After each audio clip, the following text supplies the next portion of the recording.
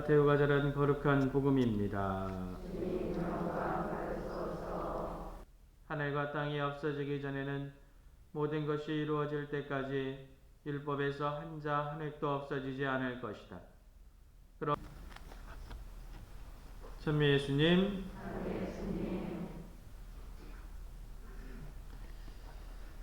여러분들 오늘 복음 이 마테오 5장 17절에서 19절에 나오는 이 복음 율법의 1.1획도 없어지지 않을 것이다. 내가 율법과 예언서들을 폐지하러 온 줄로 아느냐 라고 말씀하시는 이 예수님의 이 말씀, 저는 대단히 좋아하는 복음 중에 하나입니다.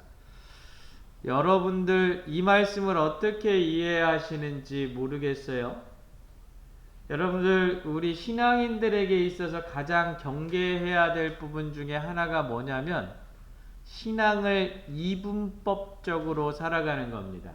제가 말하는 이분법적인 신앙은 기도와 행동을 딱 나눠 가지고 하는 것만을 이야기하지는 않습니다. 물론 그것도 문제가 됩니다. 이따가 이야기하겠지만, 그런데 중요한 건 하나의 현상이나 하나의 사건을 바라보면서 내 생각만이 옳다라고 딱 잘라가지고 네 생각은 틀리고 내 생각은 옳아 라고 생각하는 요 부분들, 대단히 조심해야 될 부분들이 있어요. 이 부분들은 100% 분란을 일으키거나 100% 공동체 안에서 문제를 여러 가지로 나타나게 만듭니다. 예 하나 들어볼까요? 제가 성당을 많이 졌잖아요. 그렇죠? 그럼 성당을 지면서 이제 신자들하고 이야기를 쭉 해요. 그래서 성당을 이렇게 지려고 노력을 하는데 이제 여러분들 의견은 어떠시냐 이렇게 이야기를 하면 대다수가 성당을 진다라는 거는 그 필요성에 의해서 짓는 거겠죠. 그렇죠? 대답 좀 해요. 네. 필요성에 의해서 짓지 뭐 성당을 재미로 짓지는 않잖아요. 그러면 대다수의 많은 사람들이 여러 가지 형태로 이야기를 하는데 그 중에 딱 나눠가지고 꼭 뭐라고 이야기하는 사람이 있냐면, 하느님 나라가 성당 안에 있는 것도 아닌데 왜 성당을 그렇게 지려고 합니까? 그 돈 가지고 사회복지를 열심히 하십시오 이렇게 이야기를 해요.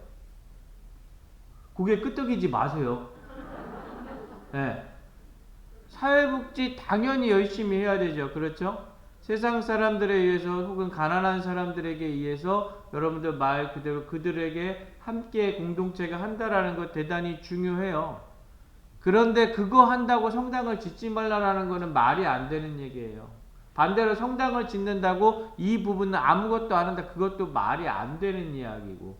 그런데 혹되게 말 그대로 자신의 것을 옳다라고 이야기하기 위해서 혹은 말 그대로 자기 것만을 주장하기 위해서 그렇게 이야기하는 경우들이 많이 있어요. 종종 있어요. 아니 자주 있어요. 이거 여러분들 우리 되게 경계해야 될 부분 중에 하나입니다. 편가르기를 만들고 하느님의 뜻을 왜곡할 수 있는 경향들이 대단히 많이 나타나요. 제가 이 예를 갑자기 왜 확 들었느냐면, 예수님께서 뜬금없이 내가 율법을 폐지하러 온 줄 아느냐로 확 얘기했었을까요? 아니에요. 예수님이 어떻게 율법을 어기는 상습주의자였어요. 그렇죠? 그 모습을 바라보고서 사람들이 어떻게 이제 율법은 필요 없는 거구나 라고 생각을 했었을 수 있겠죠. 두 번째, 교회 공동체가 새로 생기고 난 이후에 구약에 관련된 부분들이 말 그대로 많은 부분 신약적인 부분들로 대체를 되면서 초기 교회 공동체가 이 율법에 대해서 엄청나게 등한시를 했었던 부분이 있었을 수도 있어요. 그런데 그 안에는 율법을 지키고자 했었던 유대인들이 그리스도교인들이 됐을 수도 있잖아요. 이 두 부분이 충돌이 났을 수도 있었던 부분인데 그 안에서 나온 복음일 수도 있어요.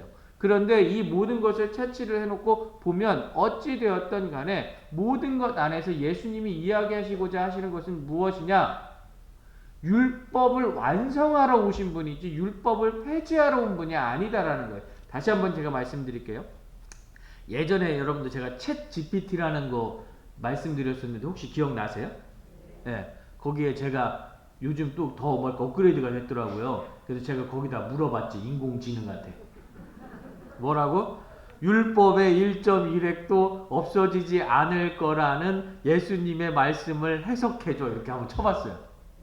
그랬더니 뭐라고 나오냐면 이 부분은 율법의 정신을 강조하는 것으로 하느님의 은총과 선행으로 모든 것이 구별된다는 것을 강조하는 것이다. 뭐 이렇게 쭉 나와요.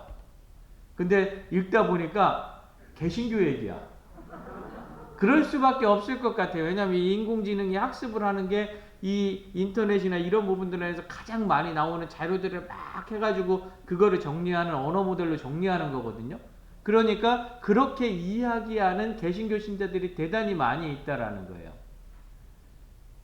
다 틀린 이야기는 아닌데 대단히 뜬구름 잡는 이야기일 수 있어요. 그래서 제가 또 쳐봤죠. 가톨릭에서 해석하는 이 율법을 딱 이렇게 이 율법의 1점 이렇게 쳐봤어요. 그랬더니 뭔 이상한 소리를 쓴 게 엄청 많어. 잘못되어 있는 해석도 되게 많이 있더라고요.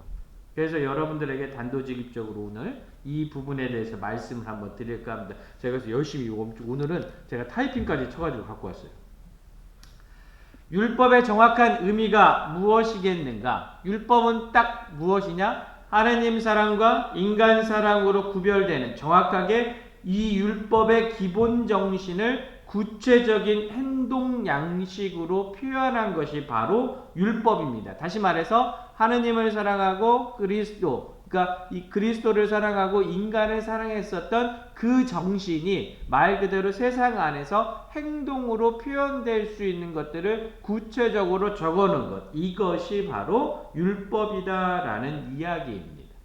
그렇다면 오늘날에 있어서의 율법은 무엇이 있겠습니까? 결국에 교회가 제정한 계명이 있을 수 있고 무엇보다도 그리스도께서 이야기하시는 성사가 있을 수 있는 겁니다.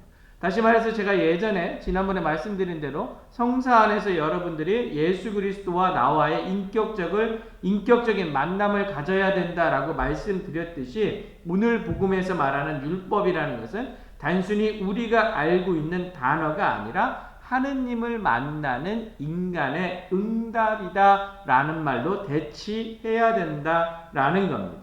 다시 말해서 오늘 예수님께서 이야기하고 있는 율법은 무엇이다? 인간을 사랑하기 위해서, 인간이 인간을 사랑하기 위해서, 인간이 인간 안에서 하느님과 만나기 위해서 행하는 행동과 기준 양식이다라는 거예요. 결국 이게 율법이기 때문에 하느님과의 만남을 폐기할 수 없듯이 율법은 절대로 폐기될 수 없다라는 겁니다.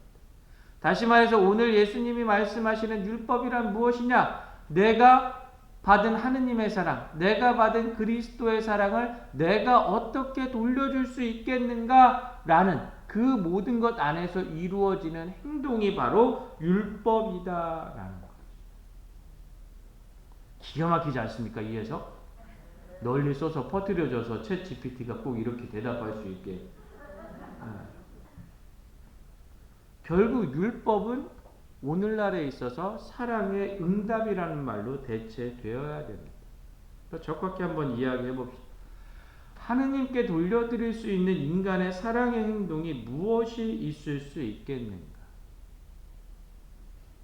이웃집 할머니가 돌아가셨어요. 제가 아까 저기 햇님 아파트 살잖아요. 햇님 아파트 쭉 걸어오다 보니까 어떤 할머니 참 감성이 깊더라고. 아이고 그새 꽃이 폈네. 아이고 저기 목련도 폈네. 아이고 저거 봐. 막 이러면서 엄청 걸어가시더라고요. 되게 귀엽더라고요. 연세가 제가 볼 때 한 75은 돼 보이시던데 만약에 그런 할머니를 제가 잘 알고 있는데 그 할머니가 손자만 데리고 살고 있어. 근데 그 할머니가 언제부턴가 안 보여? 네, 봤더니 할머니가 어느 날 돌아가신 거예요. 그러면 우리가 할 수 있는 사랑의 행동은 무엇입니까?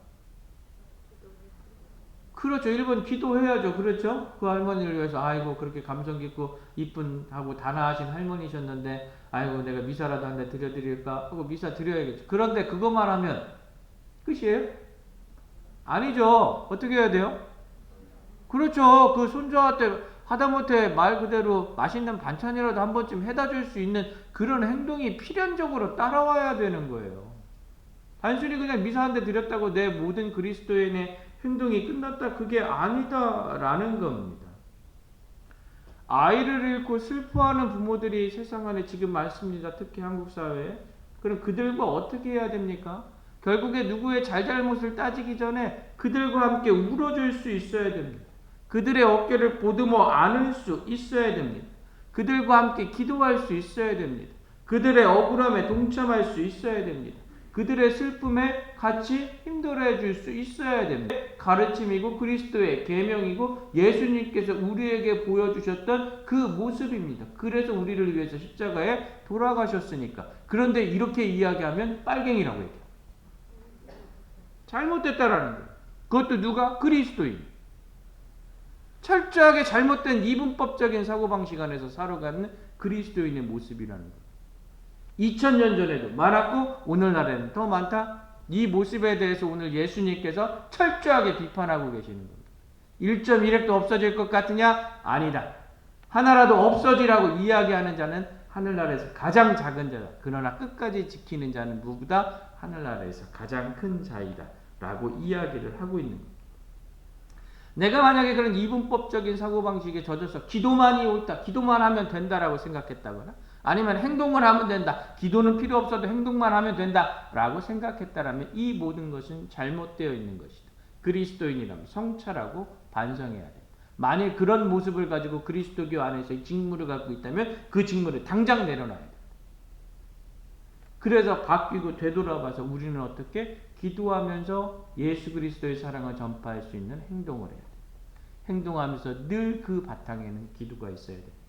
이것을 우리는 반드시 기억해야 됩니다. 오늘 복음의 말씀은 매우 강력합니다. 우리들에게 늘 선택하기를 바라고 계시는 예수님의 모습 안에서도 대단히 강력하게 우리에게 선택을 요구하고 계시는 겁니다.